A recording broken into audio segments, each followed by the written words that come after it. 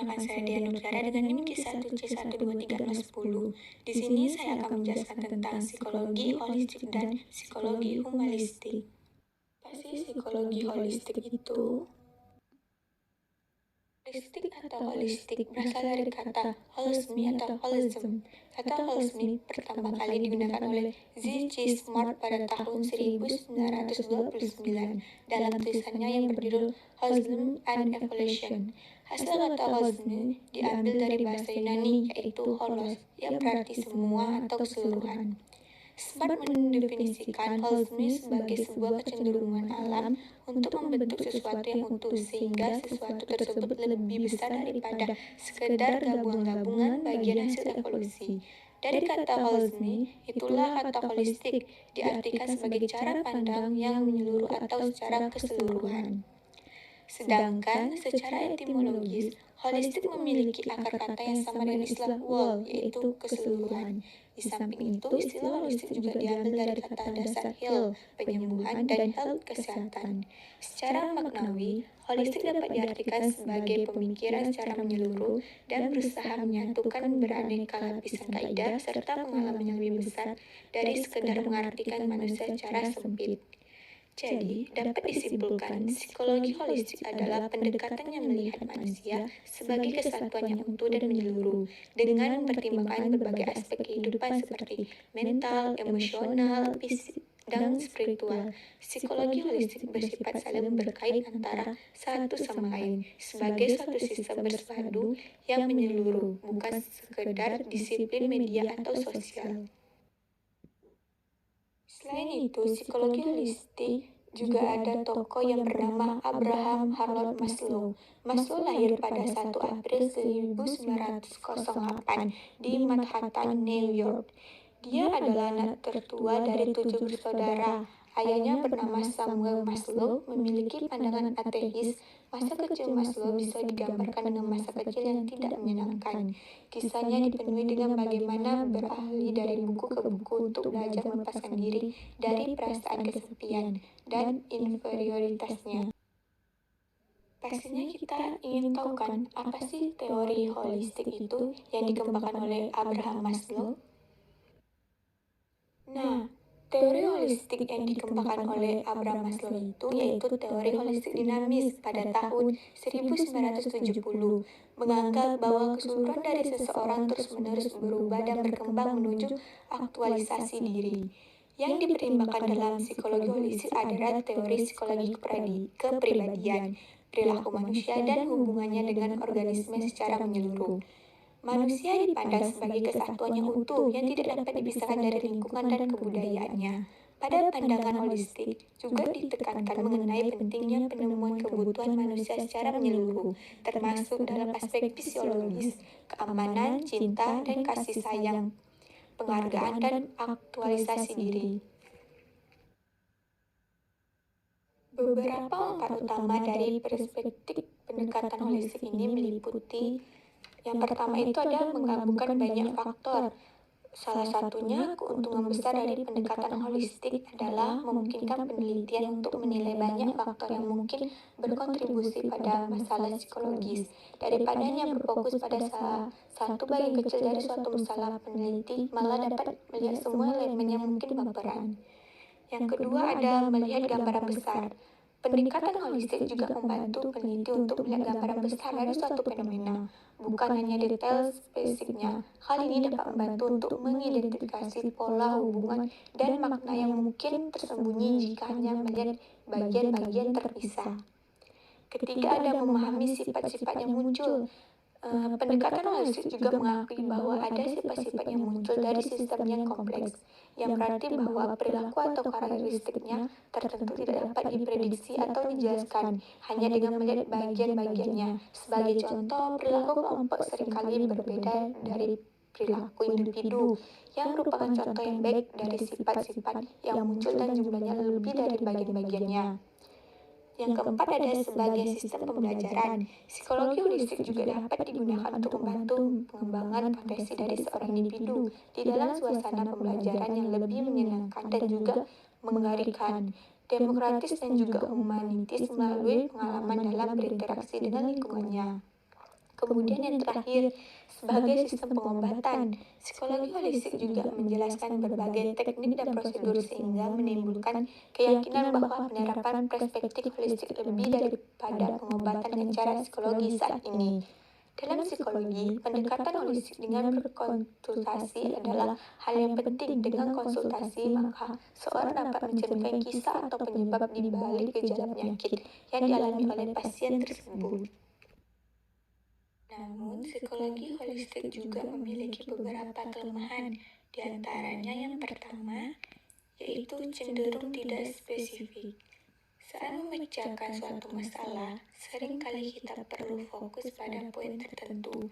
Namun, karena psikologi holistik bersifat secara menyeluruh, seringkali hal ini membuat presisi semakin rumit. Sedangkan para ilmuwan, khususnya saat melakukan penelitian harus dapat fokus pada variabel tertentu. Yang kedua bisa menjadi terlalu kompleks. Karena holisme juga bersifat inklusif, hal ini membuat penyelidikan ilmiah menjadi sangat kompleks dan menantang. Semakin banyak variabel berbeda yang harus diperhitungkan, serta sejumlah besar potensi interaksi, sehingga hal ini membuat pendekatan semakin sulit dilakukan. Tadi saya sudah menjelaskan tentang psikologi holistik. Pastinya kalau ada psikologi holistik, pasti juga ada psikologi humanistik. Nah, di sini saya akan melanjutkan penjelasan tentang psikologi humanistik. Psikologi humanistik lahir dari keragaman aliran psikologi pada awal abad ke-20 di Eropa dan Amerika. Ketika diluncurkannya Journal of Humanistic Psychology, pada masa itu teori psikoanalisa dan behaviorisme sedang dalam masa kejayaan dan sangat dihargai. Sedangkan aliran-aliran dan teori psikologi lainnya tidak diperhatikan. Psikologi humanistik ini dicetuskan oleh Abraham Maslow pada sekitar tahun 1950. Kehadiran psikologi humanistik muncul sebagai reaksi atas penolakan pada kedua aliran psikoanalisis dan behaviorisme, serta dipandang sebagai kekuatan ketiga dalam aliran psikologi. Sebenarnya, ide-ide yang berkaitan dengan psikologi humanistik bukanlah sesuatu yang baru. Ada beberapa ide yang terkait dengan psikologi humanistik sejak zaman Yunani kuno, abad pertengahan Islam. Dalam psikologi psikoanalisis, teori Freud dikritik karena menganggap dorongan primitif dan animalistik atau hewani menentukan dan mendominasi tingkah laku manusia. Di sisi lain, aliran behavioristik dikritik karena terlalu terlena dengan penelitiannya terhadap hewan dan menganalisis kepribadian secara fragmentaris. Kedua teori ini dikritik karena menganggap manusia sebagai budak atau pion yang terkontrol oleh masa lalu dan lingkungannya. Mereka tidak memiliki kemampuan untuk mengendalikan diri mereka sendiri. Aliran humanistik berpendapat bahwa meskipun seseorang memiliki kebebasan untuk memilih dan menentukan bagaimana mereka bertindak, mereka tetap bertanggung jawab atas tindakan mereka. Perilaku ini menunjukkan bahwa ada sifat kemanusiaan yang membedakannya dari hewan. Manusia memiliki keinginan bebas dan keinginan untuk aktualisasi diri. Selain itu, perspektif ini menentang teori behavioralisme yang berpendapat bahwa perilaku manusia adalah mekanisme yang dikendalikan oleh stimuli luar. Mereka juga menentang teori psikoanalisis yang berpendapat bahwa manusia dikendalikan oleh keinginan tidak sadar, karena manusia adalah aktor sadar yang memiliki kemampuan untuk mengubah dunia mereka dan mengendalikan nasib mereka sendiri. Nah, kalau tadi psikologi holistik ada teori, otomatis teori humanistik juga ada teori. Nah, apa sih teorinya itu? Teori humanistik dalam psikologi dikenal dengan fokus pada pengembangan pribadi, potensi, dan pertumbuhan individu. Beberapa tokoh utama dalam teori psikologi humanistik meliputi yang pertama, James Frederick. Ialah psikolog humanistik yang terkenal karena teori tentang konsep SLAP, di mana percaya bahwa SEP merupakan inti dari psikologi manusia dan melalui SEP ini, individu dapat mengarahkan perilaku, pikiran, dan emosi mereka. Frederick juga mempromosikan konsep keseluruhan pribadi, mengakui keunikan setiap individu dalam mengejar pertumbuhan dan kebahagiaan. Yang kedua ada Carl Rowles, seorang psikolog terkenal lainnya dikenal karena konsep terapi yang diorientasikan pada klien. Pendekatan tersebut, yang dikenal sebagai terapi klien pusat, menempatkan klien sebagai subjek yang paling penting dalam proses terapi, dengan tujuan untuk memfasilitasi pertumbuhan pribadi dan self-actualization.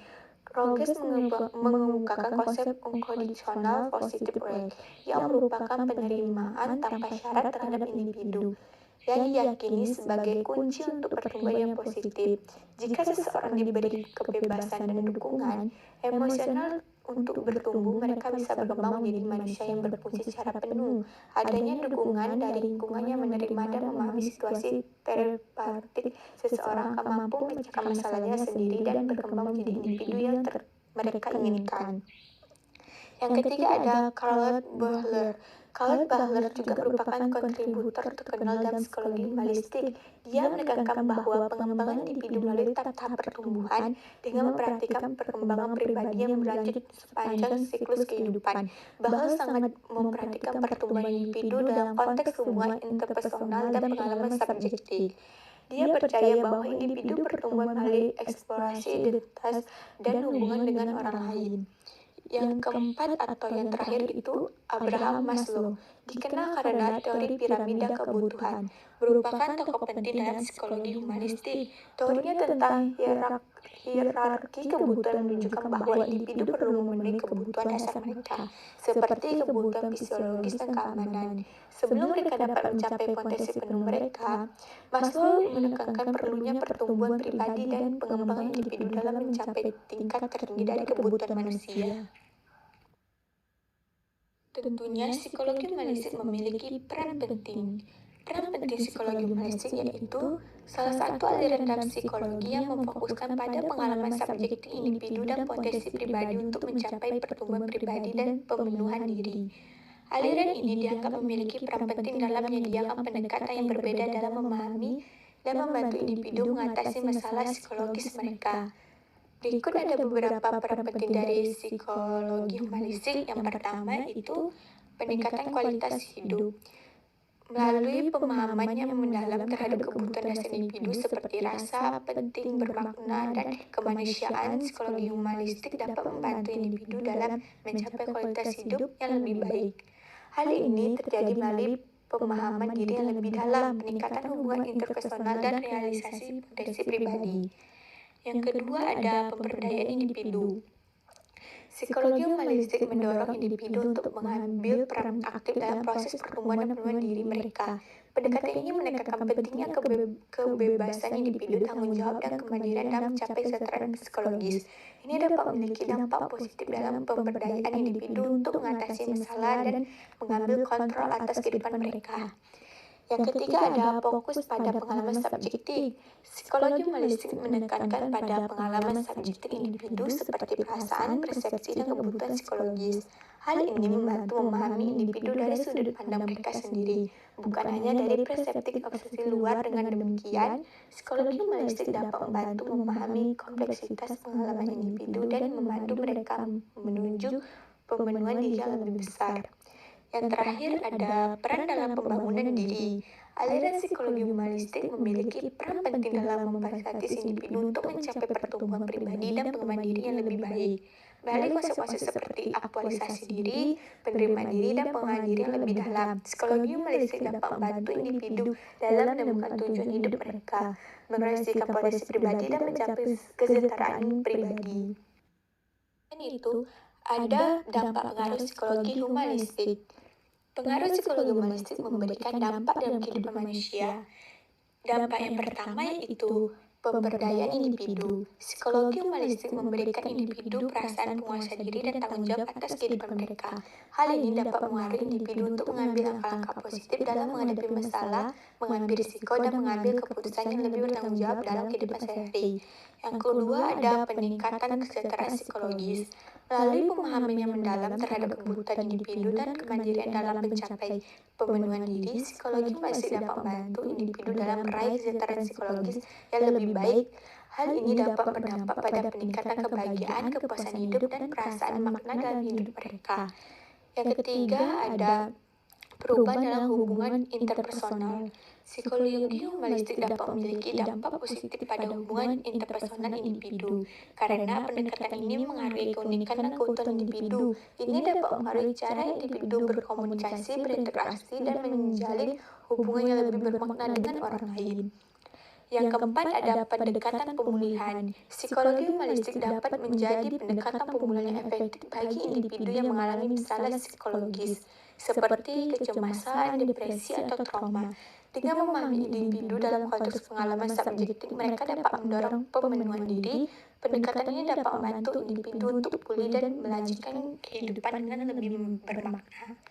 Kemudian ada pengembangan potensi pribadi. Psikologi humanistik dapat mempengaruhi individu untuk mengekspresikan dan mengembangkan potensi pribadi mereka secara lebih optimal. Melalui pengalaman diri yang lebih dalam, pengakuan akan kebutuhan pribadi, dan penekaan pada pertumbuhan pribadi, individu dapat meraih prestasi lebih tinggi dan merasa lebih memenuhi diri dalam kehidupan mereka.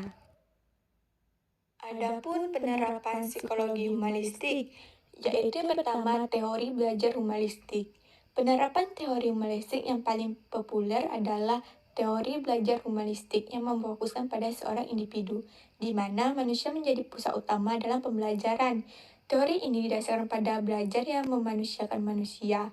Aktualisasi diri pada siswa atau manusia adalah tujuan utama teori humanistik. Jika semua kebutuhan siswa terpenuhi, siswa akan merasa lebih tenang, mampu, dan termotivasi untuk belajar. Kebutuhan inilah yang membuat seorang merasa benar-benar manusia. Kemudian yang kedua ada kurikulum Merdeka Belajar. Bentuk penerapan pemikiran humanistik dalam pendidikan di Indonesia adalah dengan diluncurkannya konsep pendidikan baru-baru ini, yaitu penerapan konsep Merdeka Belajar. Pemikiran pribadi humanistik dan konsep Merdeka Belajar sama-sama menekankan adanya kemerdekaan dan keluasaan lembaga pendidikan dalam mengevaluasi secara maksimal kemampuan dan potensi yang dimiliki oleh peserta didik yang secara alamiah memiliki kemampuan dan potensi yang beragam. Tadi saya sudah menjelaskan apa itu psikologi holistik, tokoh psikologi holistik, teori yang ada di dalam psikologi holistik, manfaat pendekatan holistik, dan kelemahan psikologi holistik. Kemudian dilanjutkan dengan penjelasan psikologi humanistik, tokoh dan teori yang termasuk dalam humanistik, peran penting psikologi humanistik, dampak umum pengaruh humanistik, dan penerapan psikologi humanistik. Itulah penjelasan yang saya dapat jelasin. Semoga kalian semua sudah paham mengetahui tentang apa itu psikologi holistik dan psikologi humanistik. Tentunya dalam membuat video ini saya mengambil referensi dari buku ajaran sejarah aliran psikologi dari Semarang, kemudian mengenal psikologi humanistik, lautan jiwa, kemudian ada teori belajar menurut aliran psikologi humanistik dan implikasinya dalam pembelajaran, jurnal review pendidikan dan pengajaran. Kemudian ada psikologi humanistik Abraham Maslow, itu jurnal tanam mana, ada pendekatan holistik dalam psikologi, kemudian pendidikan holistik menurut para ahli.